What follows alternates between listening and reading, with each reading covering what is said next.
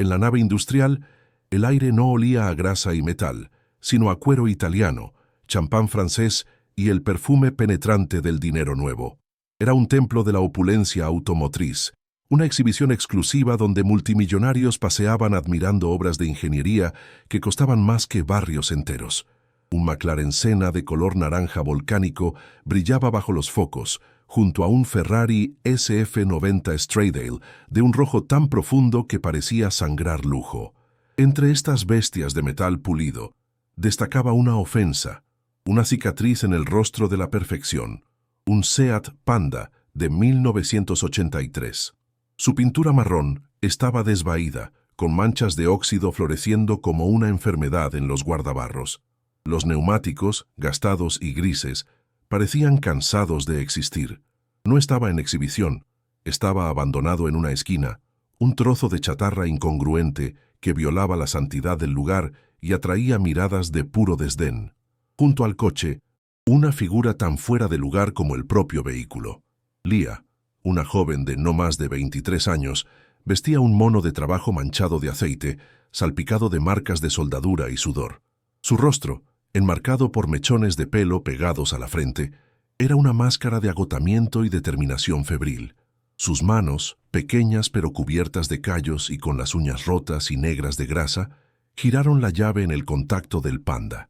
El coche respondió con un sonido agónico, un traqueteo metálico, un tosido ahogado, un estertor patético que luchaba por convertirse en un rugido y fracasaba miserablemente. El motor intentó arrancar 1, 2, 3 veces, cada intento más débil que el anterior, hasta que un último suspiro metálico dio paso a un silencio pesado y humillante. A su alrededor, los murmullos se convirtieron en risitas apenas disimuladas. Leah no era una invitada, era el entretenimiento imprevisto. Fue entonces cuando lo vio acercarse. Arturo Montesinos, el organizador del evento, un hombre cuya arrogancia era tan impecable como su traje de miles de euros. El brillo de su reloj Audemars Piguet de oro rosa era un faro de poder que cortaba la penumbra. No caminaba, se deslizaba entre sus invitados con la confianza de un depredador en su territorio. En su mano, un micrófono. Una sonrisa cruel, practicada frente al espejo, se dibujó en su rostro al ver la oportunidad de un espectáculo. Detuvo la música ambiental, captando la atención de todos. «Damas y caballeros, un momento, por favor». Su voz, amplificada y untada de sarcasmo, retumbó en la nave. «Parece que tenemos una pieza de museo entre nosotros, una reliquia de una era olvidada que intenta jugar con los mayores». La multitud, oliendo sangre, se congregó a su alrededor, formando un círculo de juicio en torno a Leah y su humilde coche. Con los focos ahora centrados en ella, convirtiendo su fracaso personal en un evento público, Arturo se acercó hasta que el micrófono casi rozó su mejilla. El olor a su costosa colonia era asfixiante. Inhaló teatralmente, como si saboreara el momento, y entonces pronunció la sentencia, proyectando cada sílaba con veneno para que resonara en cada rincón del hangar. «He visto chatarra en mi vida», comenzó, haciendo una pausa para el efecto dramático. «Pero esto», señaló al Panda con un gesto de desprecio absoluto.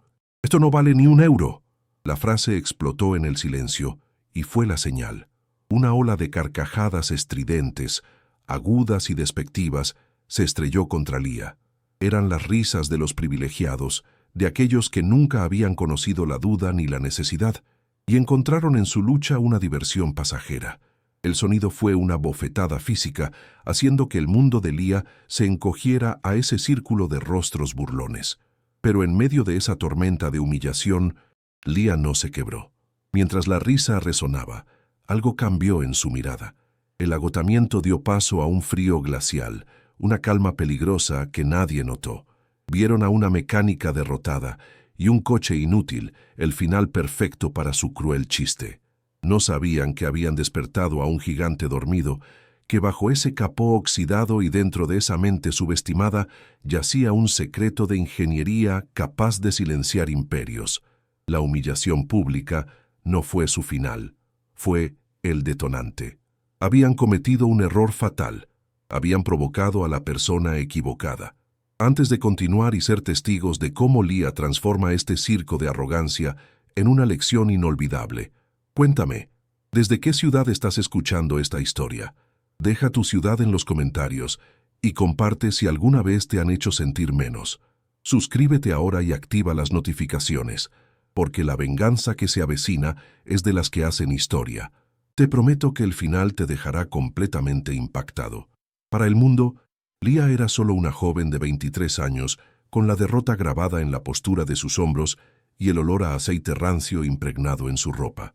Su mono de trabajo, un regalo de su abuelo que antes le quedaba grande, ahora se ajustaba a su cuerpo delgado por el exceso de trabajo y las comidas saltadas. Debajo, llevaba una camiseta gris, tan lavada que había perdido su color original, y unos vaqueros con agujeros que no eran de diseño, sino de desgaste. Sus zapatillas, con las suelas despegadas en los bordes, contaban la historia de innumerables viajes a pie a desguaces y tiendas de electrónica barata.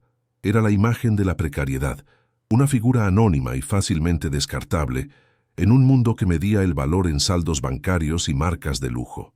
Pero bajo esa superficie de humildad y agotamiento, ardía una inteligencia feroz, un fuego alimentado por el dolor y la promesa. Lía era huérfana. Sus padres habían fallecido en un accidente cuando ella era una niña, y su único universo se había reducido a un hombre y un lugar, su abuelo, Esteban, y su taller mecánico.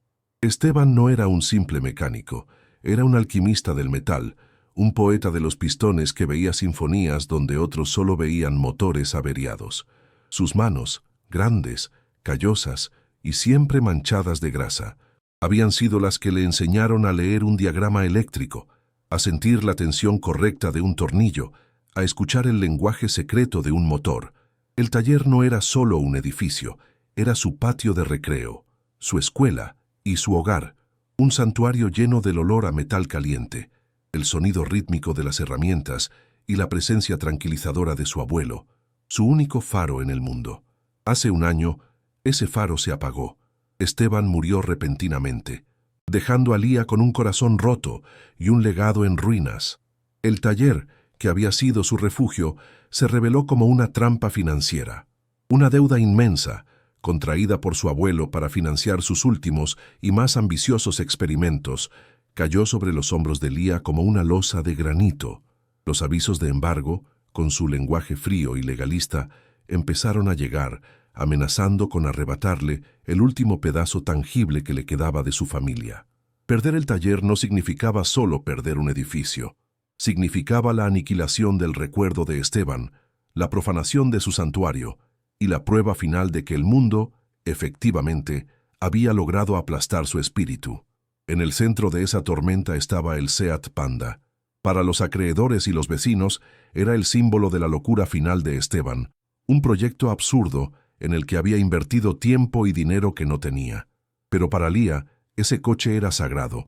Era la culminación del genio de su abuelo, su obra maestra incomprendida. Recordaba las noches en que Esteban, con los ojos brillantes de emoción, le hablaba de su visión, un sistema que podría revolucionar la eficiencia energética, oculto en el chasis del coche más humilde que pudo encontrar. El Panda no era chatarra, era un testamento, una promesa susurrada de un anciano a su nieta, y Lía había jurado con cada fibra de su ser que haría que el mundo escuchara esa promesa, aunque tuviera que gritarla a través del rugido de ese motor.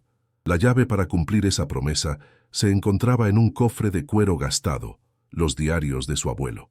Eran cuadernos de espiral, con las páginas amarillentas y manchadas de café y aceite. Las tapas estaban cubiertas de anotaciones crípticas y la caligrafía de Esteban era una mezcla febril de genialidad y urgencia. No era un texto sencillo. Las páginas eran un laberinto indescifrable de diagramas eléctricos complejos, fórmulas físicas y anotaciones que saltaban del español a una jerga técnica extraída de manuales alemanes de Bosch y esquemas de componentes electrónicos japoneses. Era el mapa de la mente de un genio, y Lía, sin más guía que su amor y su determinación, se sumergió en él, dispuesta a descifrarlo o morir en el intento. Así comenzó su año de exilio autoimpuesto. Mientras el mundo dormía, Lía se encerraba en la pequeña oficina del taller, bajo la luz parpadeante de un fluorescente. Su única herramienta era un teléfono móvil con la pantalla rota, su ventana a un universo de conocimiento que no podía permitirse. Pasaba madrugadas enteras traduciendo, palabra por palabra, manuales técnicos en alemán con un traductor online gratuito y poco fiable, cruzando referencias, comparando diagramas y aprendiendo un nuevo idioma de voltajes, amperajes y resistencias.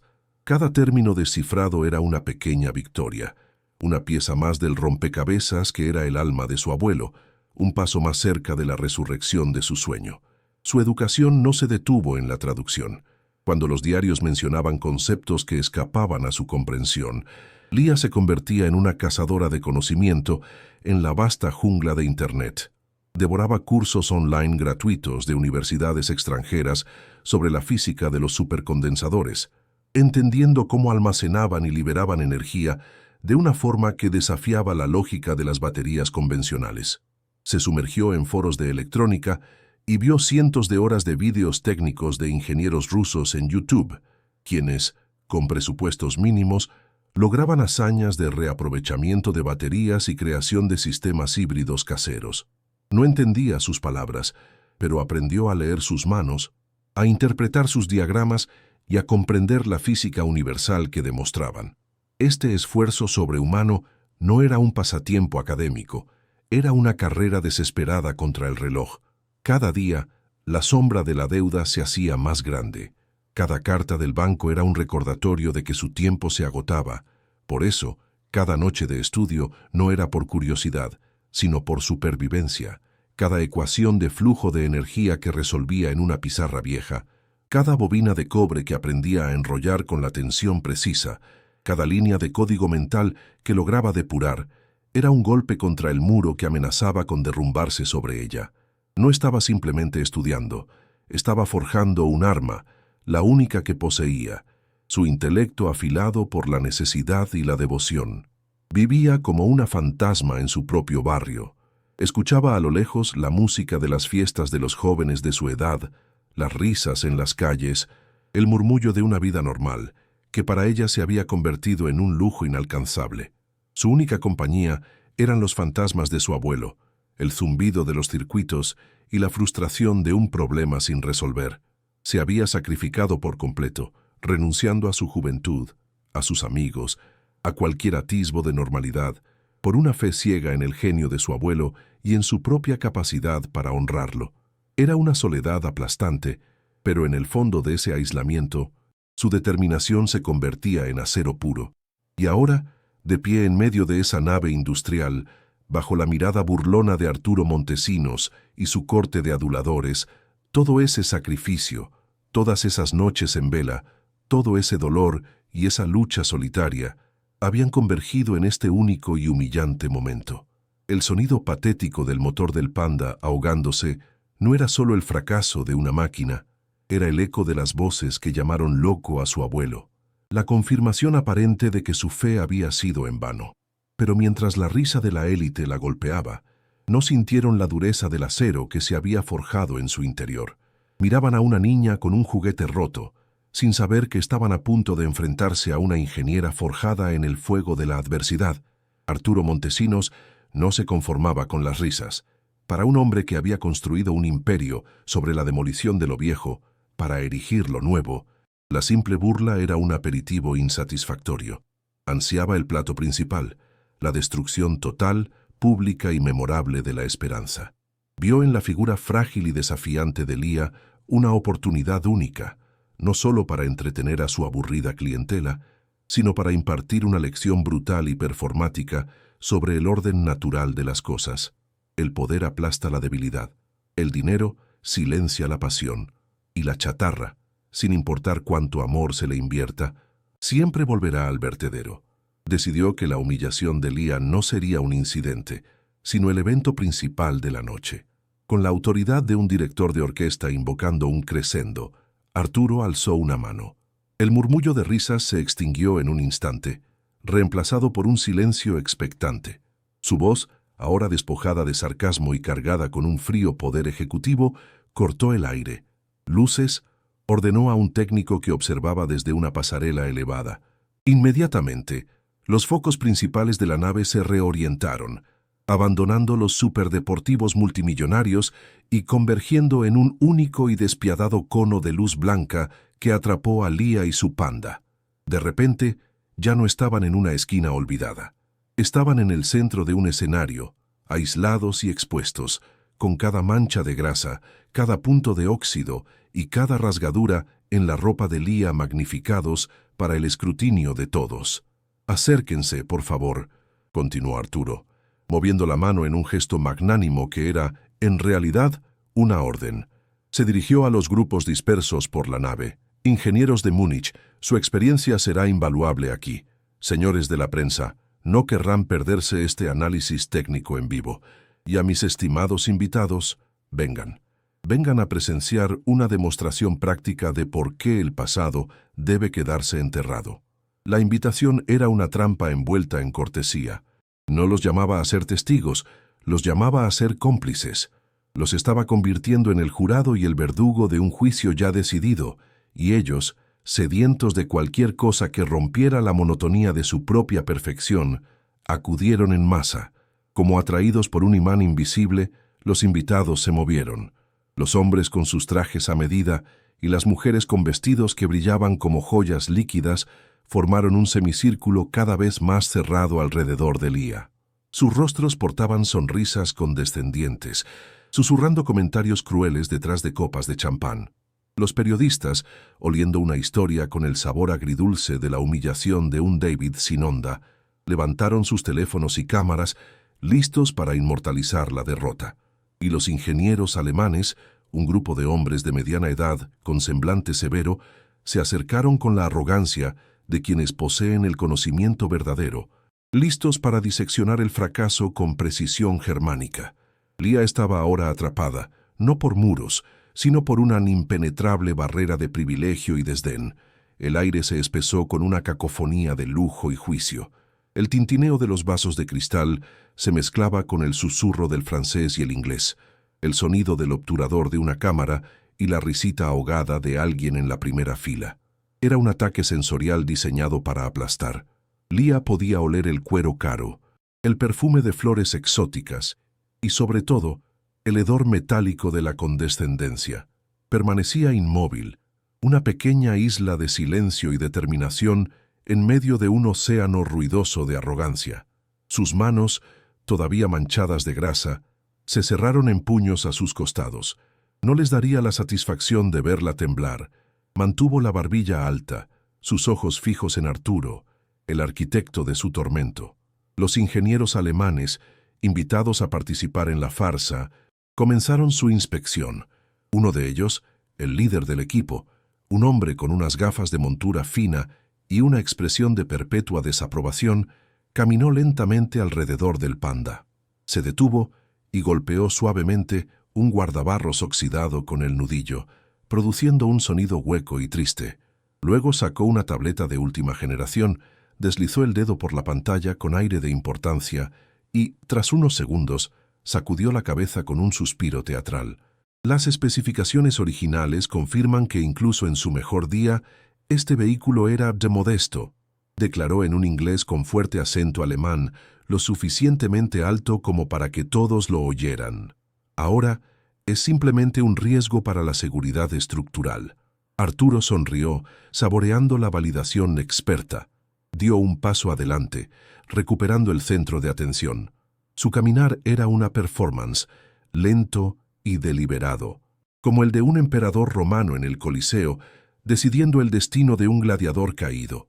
Se detuvo junto a la puerta del conductor del panda y con la punta de su zapato de piel de cocodrilo de 5.000 euros, empujó ligeramente uno de los neumáticos gastados. Luego retrocedió un paso, mirando su zapato con una mueca de asco, como si hubiera pisado algo inmundo. El gesto fue simple, pero brutalmente efectivo. La multitud respondió con una nueva oleada de risas, más crueles y directas que las anteriores. Estaban disfrutando del espectáculo de la pureza del dinero, rechazando la contaminación de la pobreza. «Bien, bien», dijo Arturo, levantando de nuevo el micrófono y silenciando a su público. Su tono era ahora el de un maestro de ceremonias a punto de anunciar el gran premio. Las opiniones son baratas. Hablemos de hechos. Hablemos de valor tangible. Yo creo firmemente en el riesgo calculado y en las verdades irrefutables del mercado. Paseó su mirada por la multitud. Luego la clavó en Lía. Y el hecho irrefutable aquí es que esta cosa, dijo, señalando al coche con un gesto despectivo, no es un vehículo, es una pila de metal que ocupa un espacio valioso, y estoy dispuesto a apostar por ello. El silencio se volvió eléctrico.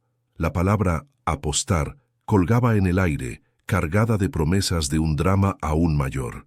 Arturo hizo una pausa dramática, dejando que la tensión se acumulara hasta casi ser insoportable. Luego, con la claridad de una sentencia, anunció su parte de la apuesta. Apuesto 500.000 euros. Su voz resonó con una confianza absoluta, a que este coche no solo no arranca, sino que es fundamentalmente una chatarra inservible. 500.000 euros que dicen que estoy en lo cierto. Un jadeo colectivo recorrió a la multitud. La suma era astronómica. Un gesto de poder tan desproporcionado que convertía la humillación en algo legendario. Para subrayar su seriedad, Arturo hizo una seña a su asistente personal, quien inmediatamente sacó un maletín, lo abrió y mostró fajos de billetes, una montaña de dinero real y tangible que validaba su desprecio. Con todos los ojos fijos en la fortuna expuesta, Arturo se giró lentamente hacia Lía. Su sonrisa era ahora una herida abierta, mostrando una mezcla de falsa compasión y triunfo depredador. Y ahora, señorita, y a su parte de la apuesta, dijo, su voz bajando a un tono íntimo y venenoso, ¿qué puede ofrecer una persona en su posición para hacer esto interesante? Porque una apuesta, para ser justa, debe dolerle a ambas partes si pierden. El sadismo de la pregunta era exquisito. La estaba obligando a anunciar su propia indigencia ante el mismo público que se deleitaba con su fracaso. Cada segundo de silencio era una vuelta más del tornillo, apretando la soga de la humillación alrededor de su cuello. Arturo no esperó su respuesta. Se deleitaba demasiado en el control total de la situación. Fingió pensar por un momento, acariciando su barbilla afeitada. «Ya sé», exclamó, como si acabara de tener una epifanía brillante. «No apostará dinero que no tiene, apostará lo único que le queda, lo único que conecta su triste presente con la memoria de su abuelo». Se acercó a ella, invadiendo su espacio personal, y bajó la voz para que solo ella pudiera oírlo, aunque su postura era para el público. «Apostará los papeles de este pedazo de óxido», susurró, y luego, para el golpe de gracia, levantó la voz de nuevo. «Y la escritura de ese taller en ruinas que él le dejó en herencia». La palabra taller golpeó a Lía con la fuerza de un martillo. De repente, las caras borrosas a su alrededor desaparecieron. El ruido se desvaneció. En su mente, vio las manos de su abuelo limpiando grasa de un pistón. Escuchó su risa ronca mientras le enseñaba a calibrar un carburador. Olió el aroma familiar de metal y aceite que había sido el perfume de su infancia. Arturo no estaba apostando contra un coche. Estaba apostando contra el alma de Esteban. Estaba intentando profanar su último santuario, reducir el legado de amor y genialidad de toda una vida a una ficha en su juego cruel. El dolor que sintió fue agudo, físico, una puñalada directa al corazón. Perder la apuesta no sería una ruina financiera, sería una traición existencial. La multitud, sintiendo el clímax de la tragedia, comenzó a participar activamente. Las voces se alzaron, ya sin disimulo. «¡Acepta!», gritó un hombre con un Rolex brillante. «No tienes nada que perder», se burló una mujer envuelta en pieles. «Dale un final a esta farsa». Se habían convertido en una turba. Un coro griego de la crueldad que la empujaba hacia el abismo. No querían verla luchar, querían verla caer. Querían el cierre catártico de su pequeña obra de teatro, donde la pobre chica soñadora es finalmente aplastada por la dura e inmutable realidad que ellos representaban. La presión era inmensa, un peso colectivo que amenazaba con pulverizar su espíritu. Arturo se inclinó aún más, su rostro a centímetros del de ella, su aliento oliendo a whisky caro. Su voz fue un silbido apenas audible, un secreto venenoso compartido entre verdugo y víctima. «Esta es su única opción, niña, su única salida digna», mintió. «Acepte la apuesta. Si por algún milagro gana, es rica. Si pierde, como todos sabemos que ocurrirá, al menos se irá con la cabeza alta por haberlo intentado. Rechácelo, y aquí su voz se endureció como el diamante, y haré que la seguridad la saque de aquí a rastras como la basura que intentó colar en mi evento. Su elección, humillación ahora, o humillación de todos modos, le presentó una ilusión de control, un falso dilema cuya única salida real era la aniquilación. Lia levantó la vista. Por un instante, el mundo vio la vacilación en sus ojos, el temblor en su labio inferior. Vieron a la víctima acorralada, a punto de romperse. Pero entonces, algo cambió. Apartó la mirada de la cara sonriente de Arturo y la fijó en un punto vacío sobre su hombro, como si viera algo que nadie más podía ver. Vio a su abuelo, no como un fantasma triste, sino sonriendo, con una llave inglesa en la mano y una chispa de desafío en los ojos. La promesa que le hizo en su lecho de muerte resonó en su alma. Enderezó la espalda y la fragilidad se evaporó, reemplazada por una calma que era más intimidante que cualquier grito. El silencio en la nave se volvió absoluto, pesado. Su voz, cuando finalmente habló, no fue un susurro, sino una declaración clara y firme que cortó la tensión como un bisturí. Acepto. La palabra acepto quedó suspendida en el aire, frágil y desafiante. Un murmullo de incredulidad recorrió a la multitud. No era el sonido de la admiración, sino de la lástima condescendiente.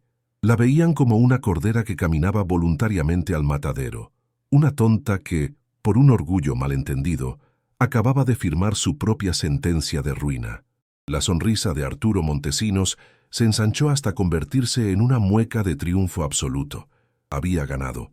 Solo quedaba la ejecución pública, pero Lia no le devolvió la mirada. Sus ojos estaban fijos en el panda, y en su rostro no había miedo, sino una calma inquietante, la serenidad de quien conoce el final de la historia, porque es ella quien la está escribiendo. El silencio que siguió fue el pesado y denso preludio de un terremoto. Con una lentitud que crispó los nervios de todos los presentes, Lia comenzó a moverse. Pero su camino no fue hacia el capó, el epicentro obvio del problema mecánico. Ignoró la parte delantera del coche, el lugar donde los ingenieros alemanes habían realizado su superficial diagnóstico. En su lugar, caminó con una gracia extraña, casi fantasmal, hacia la puerta del copiloto.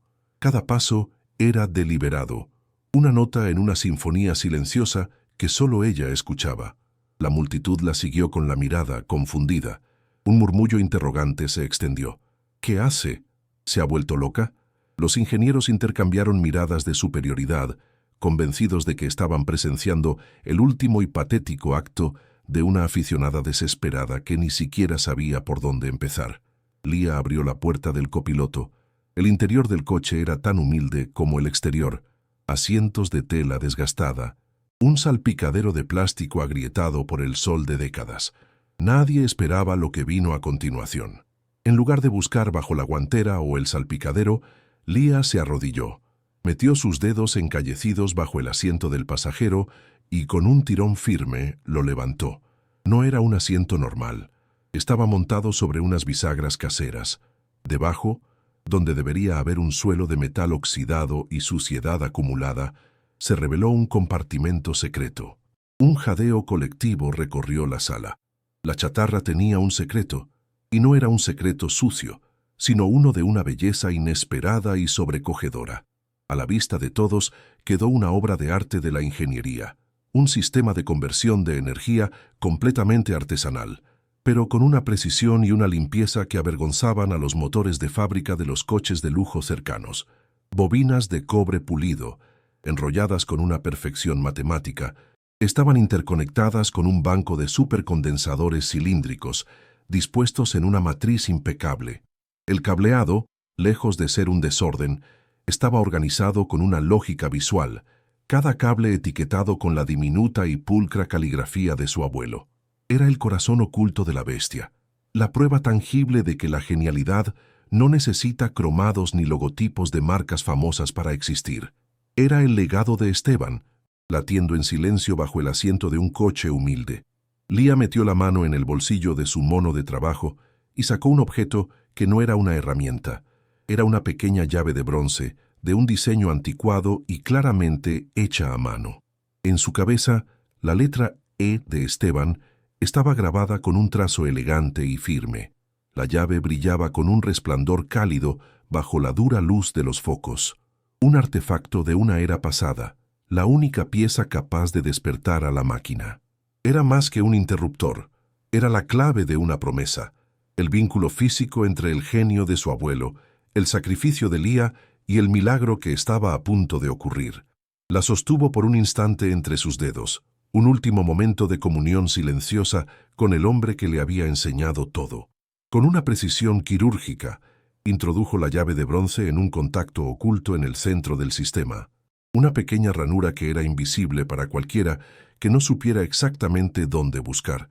No hubo una chispa violenta ni un ruido estruendoso. En su lugar, un zumbido agudo, limpio y cristalino, llenó el aire. Era el sonido de la energía pura siendo liberada de forma controlada. Los supercondensadores comenzaron a emitir un suave resplandor azulado, una luz fría que parecía provenir de otro mundo. El aire alrededor del coche pareció cargarse de electricidad estática, y un leve hormigueo recorrió la piel de los que estaban más cerca. El corazón del panda había empezado a latir. Sin prisas, Lía volvió a colocar el asiento del pasajero en su sitio, ocultando de nuevo el secreto. El zumbido continuaba, una nota sostenida de poder contenido que contrastaba violentamente con el silencio sepulcral de la nave. Cerró la puerta con un suave clic y caminó, con la misma calma exasperante, hacia el lado del conductor. La cara de Arturo Montesinos era ahora un lienzo en blanco, su sonrisa de suficiencia reemplazada por una máscara de pura confusión. No entendía.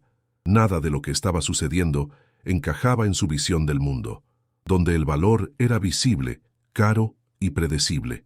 Lía, la chica de la chatarra, había secuestrado su espectáculo y lo estaba reescribiendo con reglas que él no comprendía. Se sentó en el asiento del conductor. El interior olía a historia, a su abuelo, a noches de trabajo y frustración. Miró sus propias manos sobre el volante, las manos que habían descifrado diarios, soldado circuitos y ensamblado un sueño. Luego, sus dedos encontraron la llave original del SEAT, la misma llave de plástico barato que había girado sin éxito momentos antes, desencadenando la tormenta de humillación. Levantó la vista y sus ojos se encontraron con el reflejo de cientos de rostros expectantes en el parabrisas. Tomó una profunda bocanada de aire, llenando sus pulmones con el olor a victoria. Y entonces, con un movimiento fluido y definitivo, giró la llave en el contacto. El efecto fue instantáneo y apocalíptico. No fue un arranque, fue una detonación controlada. El motor del Panda no tosió, no traqueteó. Despertó con un rugido profundo, gutural y perfectamente estable que hizo vibrar el suelo de hormigón pulido. No era el sonido de un motor de 1983. Era el rugido de un deportivo moderno, un sonido de potencia pura, enriquecido por el zumbido silencioso y ominoso del sistema eléctrico que lo alimentaba. El coche entero tembló, no por debilidad, sino como un depredador que tensa sus músculos antes de atacar. El sonido llenó cada rincón de la vasta nave industrial, una onda de choque sónica que era a la vez un milagro de la ingeniería y una declaración de guerra. La chatarra había hablado, y su voz era la de un dios del metal. Comenta respeto, si crees que Lía merecía esta transformación. El rugido del motor era la banda sonora de su vindicación, un himno a la perseverancia que ahogaba por completo el recuerdo de las carcajadas. El shock en la sala fue tan palpable como el sonido. Las bocas estaban abiertas, los ojos desorbitados. Por un largo segundo, el único sonido fue el increíble y poderoso ralentí del motor. Luego, el silencio se rompió. No con aplausos educados, sino con una explosión atronadora de vítores y aplausos que surgió desde el fondo de la multitud, desde los técnicos y el personal del evento, y se extendió como una ola imparable hasta ahogar a los invitados de la primera fila, que ahora aplaudían por pura presión social. Sus rostros una mezcla de asombro y vergüenza. Los ingenieros alemanes estaban petrificados. Miraban fijamente las pantallas de sus tabletas, que mostraban lecturas imposibles. El par motor, la eficiencia energética, la respuesta del acelerador. Los datos no correspondían a nada que hubieran visto antes en un motor de combustión interna, y mucho menos en uno tan antiguo. El líder del equipo, el hombre de las gafas finas, se quitó las gafas y se frotó los ojos, como si no pudiera creer los números que desfilaban ante él. Miró a sus colegas, quienes simplemente negaron con la cabeza, completamente derrotados. Acababan de presenciar una pieza de ingeniería que no solo no entendían, sino que desafiaba los principios que habían estudiado durante décadas. Su experiencia, su conocimiento certificado, había sido reducido a cenizas por una joven con un mono grasiento. Mientras la nave industrial estallaba en una sinfonía de vítores y aplausos, una isla de silencio absoluto se formó alrededor de Arturo Montesinos. El rugido del panda, que para todos era el sonido de la victoria de Lía, para él era un eco tortuoso del pasado, una frecuencia que resonaba directamente con una herida cerrada a la fuerza hacía años. El color desapareció de su rostro, dejándolo con la palidez cerosa de un mármol funerario. Su mandíbula, que momentos antes se curvaba en una sonrisa de superioridad, colgaba ahora floja e inexpresiva. El reloj Audemars Piguet de oro rosa que adornaba su muñeca, un símbolo de su dominio sobre el tiempo y el dinero, de repente parecía una baratija vulgar, un grillete pesado y sin sentido. Permanecía inmóvil, con los ojos desorbitados fijos en el humilde coche, mientras el mundo a su alrededor celebraba a la joven que acababa de demoler su universo, no con fuerza, sino con un sonido perfecto que él conocía demasiado bien. Ese rugido gutural y estable era la banda sonora de sus pesadillas. De repente, ya no estaba en una exhibición de coches de lujo. Estaba en el garaje impecablemente limpio de su mansión, hace 3 años. La figura detrás del volante no era Lía, sino su propia hija, Sofía. Tenía 20 años, el mismo fuego en los ojos, las mismas manos manchadas de grasa que se negaban a lavarse por completo. Recordó con una claridad insoportable cómo ella, con un entusiasmo que él confundió con ingenuidad infantil, le intentaba explicar su proyecto. Un sistema de supercondensadores para un viejo Mustang que estaba restaurando. Él recordaba sus propias palabras, lanzadas como piedras, con el mismo desdén que había usado con Lía. Sofía, esto es una pérdida de tiempo. Un Montesinos no se ensucia las manos con chatarra. Tu lugar está en una sala de juntas, no en este sucio garaje.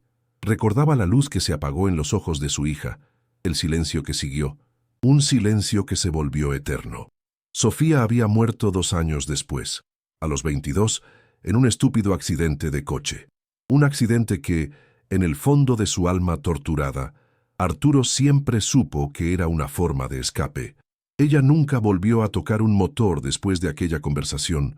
Él la había empujado hacia un mundo de finanzas y reuniones que ella odiaba y había matado su pasión. Ahora, mirando a Lía, una extraña de 23 años, no veía a una adversaria. Veía al fantasma de Sofía, no como la chica derrotada que él creó, sino como la genio triunfante que podría haber sido. Lía, con su mono de trabajo y su determinación de acero, había resucitado el sueño que él mismo había asesinado. La apuesta de $500,000 era una broma. El verdadero precio que acababa de pagar era la confrontación final y aplastante con su propio fracaso como padre, una deuda que ninguna fortuna podría saldar. La máscara de poder, forjada durante décadas de adquisiciones hostiles y negociaciones despiadadas, se hizo añicos, se resquebrajó y se convirtió en polvo, revelando al hombre roto que había debajo.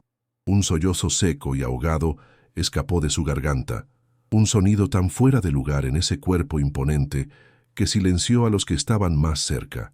Las lágrimas, calientes y amargas, comenzaron a brotar de sus ojos, trazando surcos en su rostro pálido. No eran las lágrimas controladas de la decepción, sino un torrente incontrolable de un dolor tan profundo que le dobló el cuerpo. Se tambaleó hacia adelante, apartando a un lado a un socio de negocios que intentó ponerle una mano en el hombro. Su traje de Armani, su armadura contra el mundo, de repente parecía una mortaja. La multitud, Sintiendo el cambio sísmico en la atmósfera, guardó un silencio atónito, observando la implosión pública del Titán. Arturo caminó a través del mar de rostros conmocionados. Su único destino era la joven sentada en el viejo Panda. Cada paso era una agonía, un viaje a través de años de arrepentimiento reprimido. Cuando llegó frente al coche, no se detuvo. Para el shock absoluto de todos los presentes, desde los multimillonarios hasta los camareros, Arturo Montesinos se derrumbó. Sus rodillas golpearon el suelo de hormigón con un golpe sordo y definitivo. Un hombre que comandaba imperios, que nunca se había inclinado ante nadie, estaba ahora de rodillas sobre el suelo sucio, a los pies de la chica a la que había intentado destruir. Levantó la cabeza, su rostro desfigurado por el llanto, y su voz, cuando habló, no fue la de un magnate, sino la de un penitente. «Perdón», susurró, y luego lo repitió más alto, para que todos lo oyeran, una palabra cargada con el peso de un alma rota. «No, no es por el dinero», logró decir, con la voz quebrada por los sollozos, dirigiéndose a Lía pero confesándose ante el mundo entero. «No es por la estúpida apuesta», hizo una pausa, luchando por respirar. Yo tenía una hija, se llamaba Sofía. El nombre flotó en el aire, cargado de una tragedia que nadie conocía.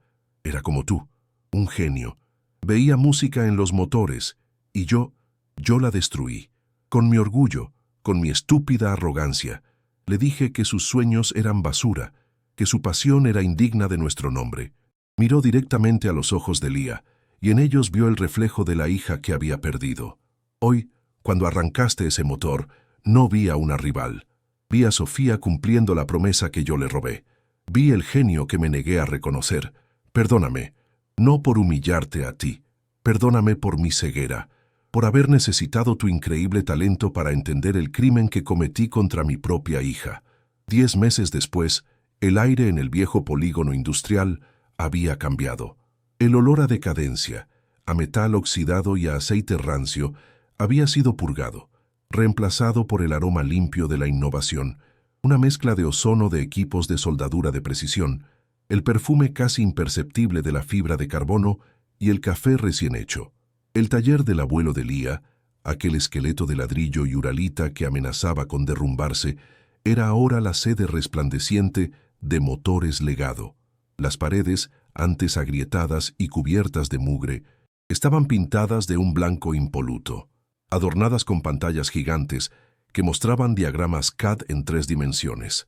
Los viejos fosos de inspección se habían convertido en elevadores hidráulicos silenciosos, y donde antes había herramientas oxidadas, ahora brillaban bancos de trabajo con instrumental alemán y japonés de última generación.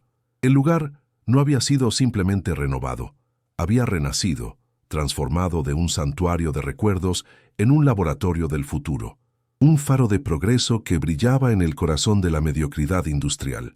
Lía ya no era la chica del mono grasiento, o, más bien, lo seguía siendo, pero ahora el mono era de un material ignífugo de diseño, con el logotipo de Motores Legado, bordado sobre el corazón. Se movía por las instalaciones no con el agotamiento de la supervivencia, sino con la energía serena de una líder. Su pelo, antes un desastre pegado a la frente, ahora lo llevaba recogido en una coleta práctica que revelaba la inteligencia aguda de su mirada. No había adquirido la arrogancia de los que la humillaron. En su lugar, proyectaba una autoridad tranquila, una firmeza nacida del conocimiento y la certeza. La veías caminando entre su equipo, una docena de jóvenes ingenieros y mecánicos, hombres y mujeres de orígenes humildes a los que había seleccionado personalmente, no por sus currículums, sino por el fuego en sus ojos. Se detenía, señalaba un diagrama, explicaba un concepto complejo con una paciencia infinita. Sus manos, aunque limpias, aún conservaban la elocuencia de quien habla el idioma del metal. El Seat Panda no había sido un truco de magia, sino una prueba de concepto. Motores Legado se convirtió en la meca para los amantes de los coches clásicos con conciencia de futuro. La lista de espera para convertir un Jaguar E-Type, un Porsche 911 antiguo o incluso un humilde Volkswagen Beetle en un híbrido de alto rendimiento y eficiencia asombrosa se extendía por más de 2 años. Los clientes ya no eran solo excéntricos locales, eran magnates de Dubái, coleccionistas de California y aristócratas europeos que enviaban sus joyas automovilísticas a un taller de un barrio obrero español para recibir el toque legado. Irónicamente, varios de los hombres que se habían reído de ella en la exhibición ahora la llamaban suplicando, ofreciendo sumas exorbitantes para saltarse la lista y tener el privilegio de que la chica de la chatarra reinventara sus preciados vehículos. Lía los atendía con la misma profesionalidad cortés que a todos los demás, la mayor venganza siendo su indiferencia absoluta hacia su estatus. Los 500.000 euros de la apuesta fueron la semilla de la que brotó todo. Pero Lía no los usó para comprarse un apartamento de lujo o un coche deportivo. Su primer acto, el mismo día que el dinero fue transferido a su cuenta, fue caminar hacia la oficina del banco que había estado acosándola. No envió a un abogado, fue ella misma. Colocó sobre el mostrador del director una maleta llena de efectivo, pagando hasta el último céntimo de la deuda de su abuelo con los intereses acumulados. El silencio en aquella oficina fue tan profundo como el de la nave industrial el día de su victoria. Con el nombre de su abuelo limpio y su honor restaurado, invirtió el resto del dinero. Cada euro fue a parar a la compra de maquinaria de diagnóstico, licencias de software de diseño y, sobre todo, a los salarios justos de su creciente equipo. Había convertido el dinero de la humillación en el cimiento de la dignidad. Por su parte, Arturo Montesinos experimentó una demolición y reconstrucción mucho más profunda que la de cualquiera de sus proyectos inmobiliarios. Desapareció de la escena social, sus fotos dejaron de aparecer en las revistas de sociedad y su nombre se esfumó de las columnas de negocios. Vendió una parte significativa de su imperio, no porque necesitara el dinero, sino porque necesitaba un propósito. Con esos fondos, creó la Fundación Sofía Montesinos. El logotipo de la fundación no era un edificio corporativo, sino un simple dibujo de una llave inglesa cruzada con una flor de loto, un diseño que había encontrado en uno de los viejos cuadernos de su hija. La fundación no tenía una oficina ostentosa en el centro financiero. Su sede era un modesto local junto a una escuela de formación profesional, un lugar donde el ruido de los talleres cercanos servía como recordatorio constante de su nueva misión. La misión de la Fundación Sofía Montesinos era simple y radical: buscar y financiar a los genios olvidados, a las Lías y Sofías del mundo. Creó un programa de becas sin precedentes, diseñado específicamente para jóvenes de entornos desfavorecidos que demostraran un talento excepcional para la ingeniería, la mecánica o cualquier disciplina técnica. Las becas no solo cubrían la matrícula, incluían un estipendio para vivir, un presupuesto para herramientas y un programa de mentoría personal.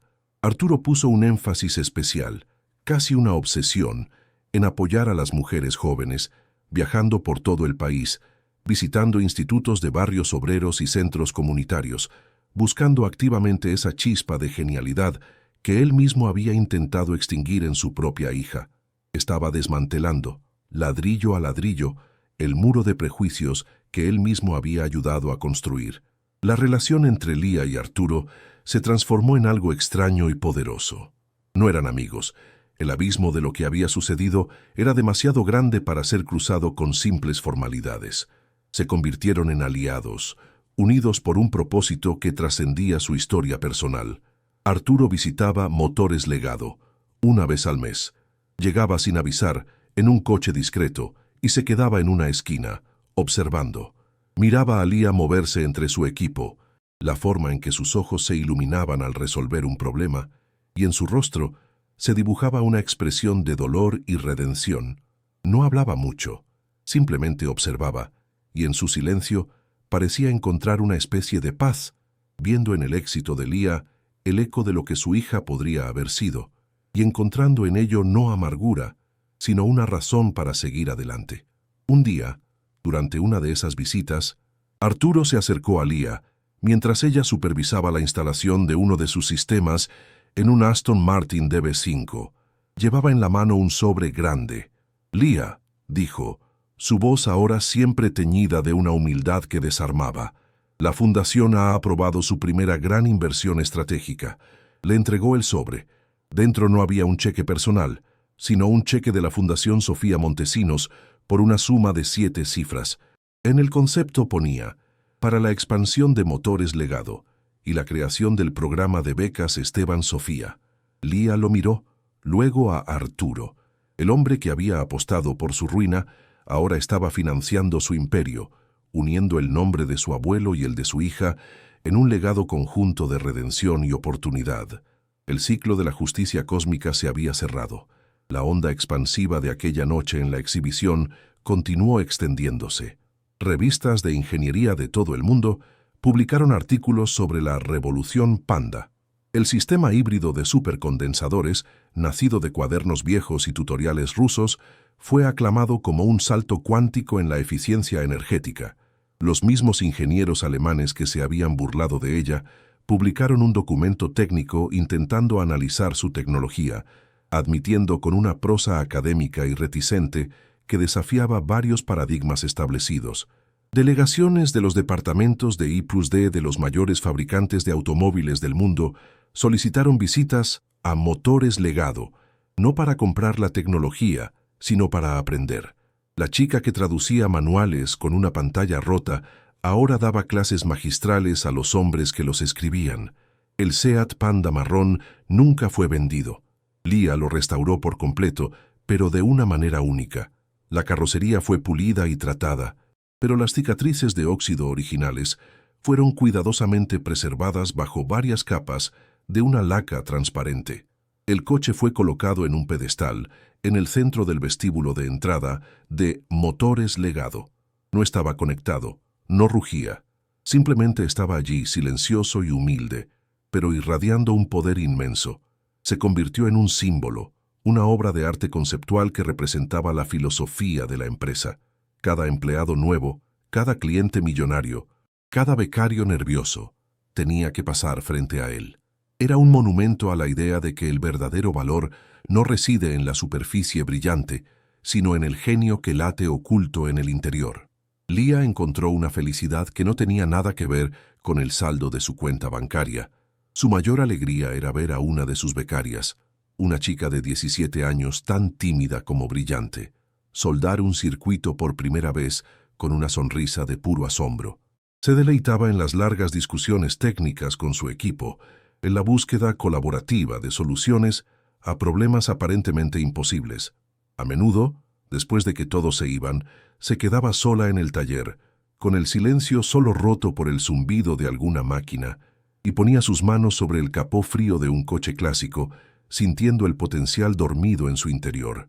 Había honrado a su abuelo de la mejor manera posible, no solo continuando su trabajo, sino convirtiéndose en la mentora que él había sido para ella, multiplicando su legado a través de las vidas que ahora estaba transformando. Y así, en un ruidoso taller en las afueras de una ciudad española, se escribió una nueva ley universal. Aprendieron todos ellos que el talento verdadero no tiene género, ni clase social, ni se mide por el brillo de un reloj. Aprendieron que la arrogancia es la más densa de las cegueras, una enfermedad del alma que solo puede ser curada por una dosis aplastante de genialidad humilde.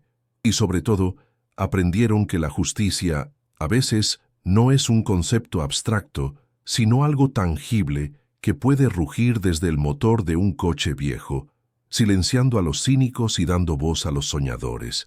Porque el conocimiento, cuando se une a la determinación y al amor, es la fuerza más imparable del universo, y siempre, siempre, encuentra su camino hacia la luz.